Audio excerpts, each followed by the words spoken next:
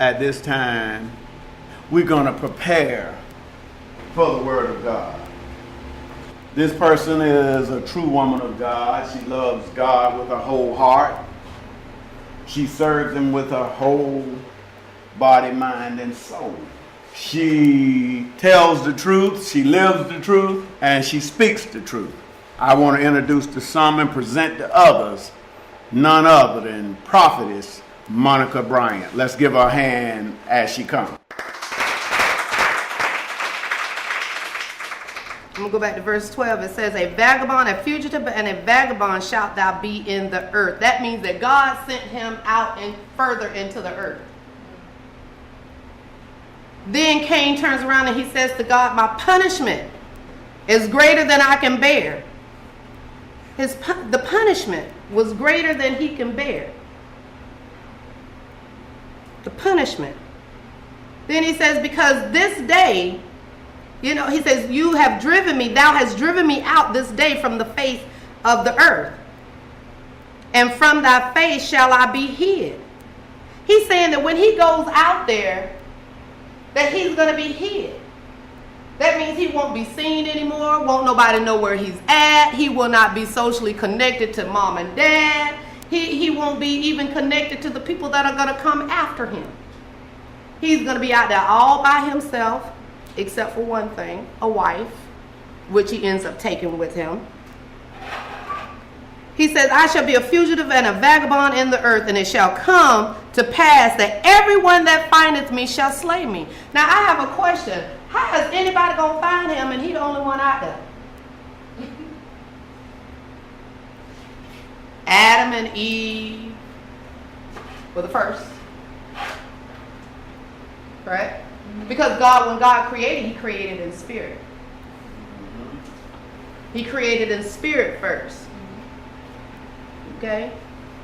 So when you read in chapter 2 and you read about all that God did, He created.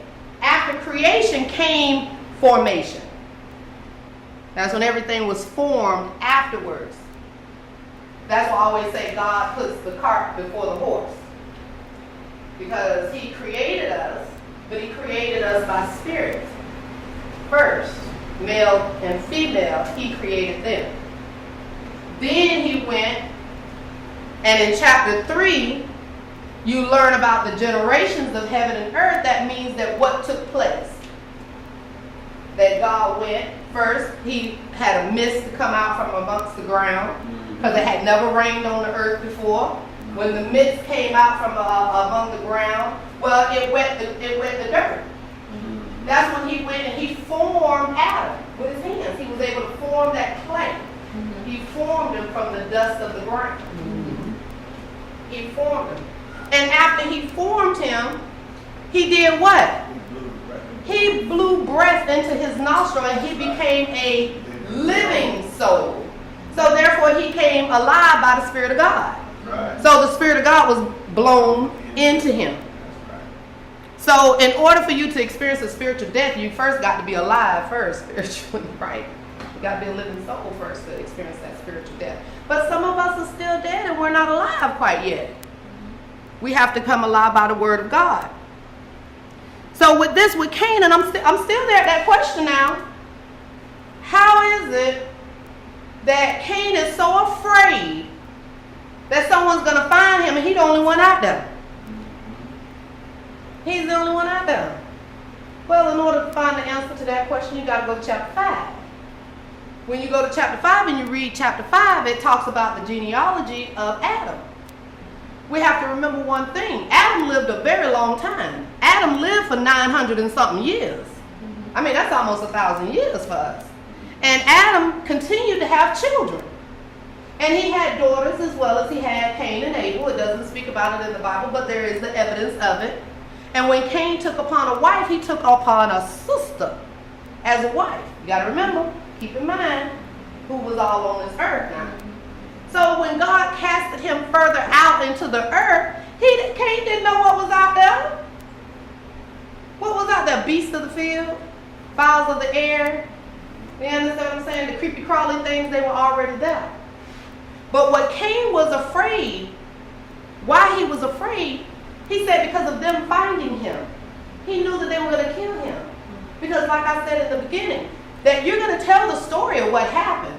Oh, let me tell you about Uncle Cain. Let me tell you what he did to Uncle Abel. So if ever these brothers and sisters grow up and go out into the earth and they see him and find him and they know it's him, that they're going to kill him because of what he did. Do you see what I'm saying? So it's not who was out there before him, it was who was going to come out there after him. Not after him in the sense of chasing him down, but Cain already knew. See, that's why I get confused about Cain a little bit sometimes, because he already had a spiritual mind to know that people were going to be born after him and live a long life. And live a long life. Why? Because Cain ain't heard nobody dying but his brother Abel by his hands. Mm-hmm.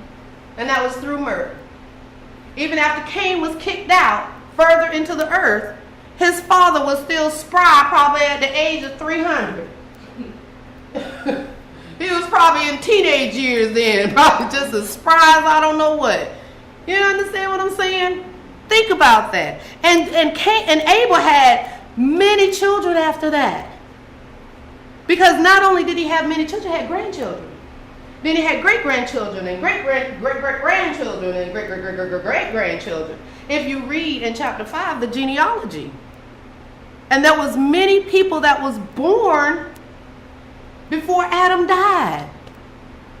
So if you could just imagine Adam being 900 and something years old, that how old were the other children? That sooner or later they were going to go out there and they was going to find out all about Cain.